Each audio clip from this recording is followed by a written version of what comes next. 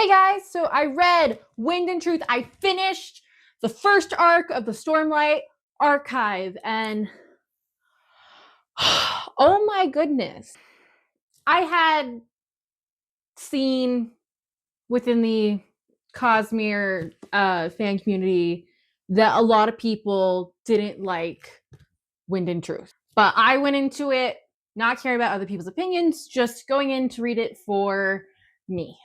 And having read the book and having some time to think it over, I can understand why some people didn't like it. But I can also understand why Brandon Sanderson ended the book this way. I think the main issues people have with this is that, spoiler alert, obviously, people aren't happy that Kaladin died.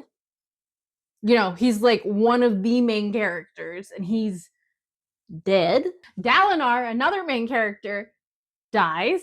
Some wild stuff happens. It is not a happy ending.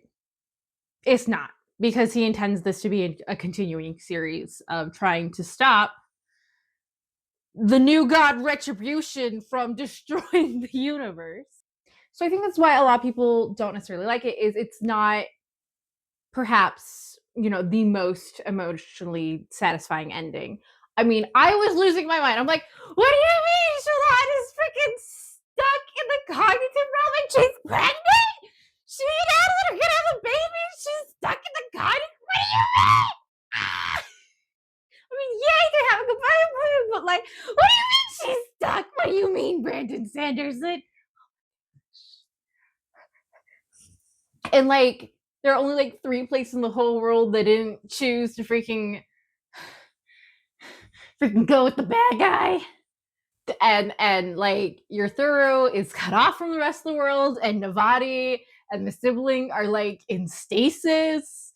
Like, I can totally see why people are not super thrilled with this book. But this is just the end of an arc. It is not the end of the story that Brandon Sanderson is trying to tell with the Stormlight archive.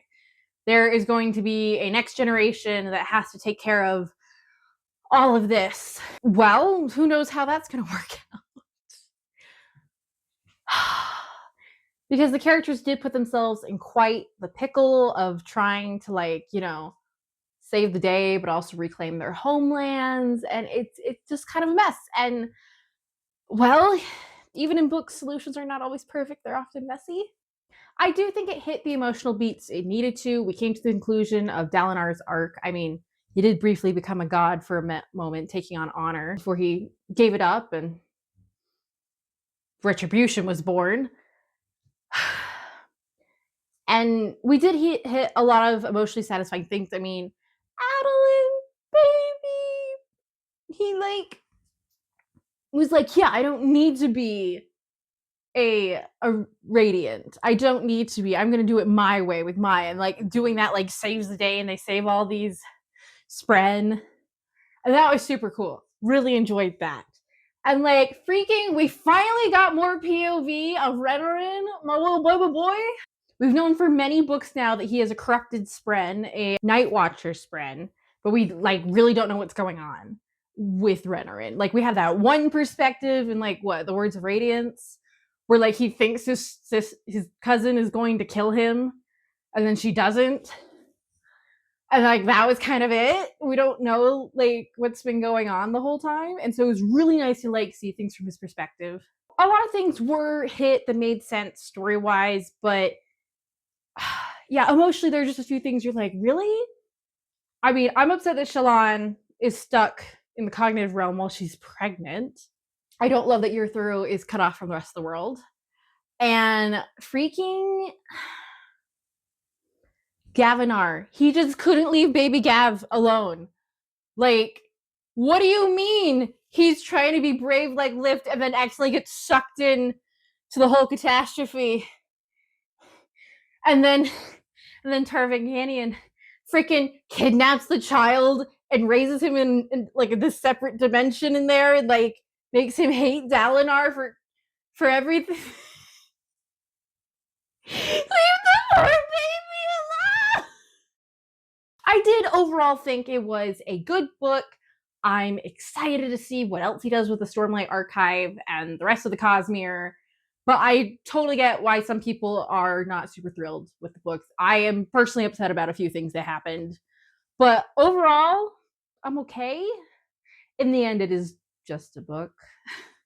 One I was very invested in, but it did overall make sense for the type of story he was trying to tell of negotiating and trying to see the bigger picture and long-term planning to stop evil and all sorts of things. So I can see both sides of the argument. I can't believe I finished the Stormlight Archive. This has been quite the journey before Destination Radiant. And I have very much enjoyed going on this journey. I need to go read more of the Cosmere now because I've read the Stormlight Archive, I've read Mistborn Era 1, I've read Warbreaker, so now I'm gonna go start Mistborn Era 2, and then go like read Elantris and other random Cosmere books I need to catch up on. Cause wow, this universe is huge. And I'm like putting all the pieces together, and oh man, he's so good with those details. That's what I've been saying the whole time. Like people are like, oh my gosh, these books are so long. Why should I start reading it? It's like because the details you don't think matter end up mattering. And when you see the pieces fall into place, you're like, oh my gosh, I saw this coming, or whoa, that was there the whole time and I didn't notice, depending on how closely you're paying attention to the details. Usually I was in the former camp, but occasionally I'd be in the latter camp and be like, wait, that happened? I wasn't paying attention to that. But it was super fun being like, oh, this detail that I thought was random, like world building, was actually super important. What do you mean? It's just a bunch of gasping and screaming, and it's quite enjoyable, you know. We bibliophiles love to torture ourselves with books. So yeah, I'm glad I read it, and I can't wait to read another Cosmere book. So come with me on my journey. Thank you. Bye.